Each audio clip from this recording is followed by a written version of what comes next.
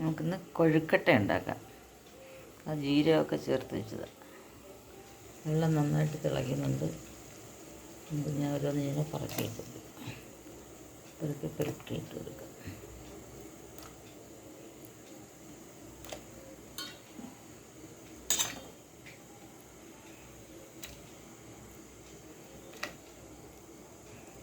ഒട്ടി പിടിക്കാതിരിക്കാൻ ഞാൻ കുറച്ച് വെള്ളം എടുത്ത് വെച്ചിട്ടുണ്ട്.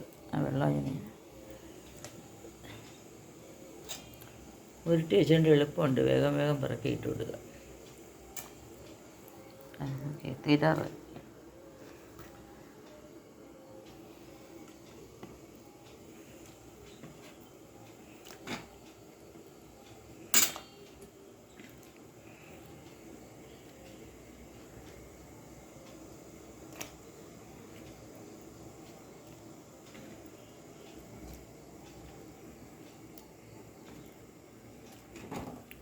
നമുക്ക് അടച്ച് വയ്ക്കാം.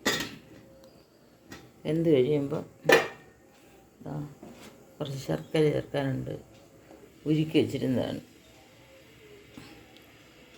പിന്നെന്താണ്, കുറച്ച് തേങ്ങാപ്പാൽ ചേർക്കാനുണ്ട്.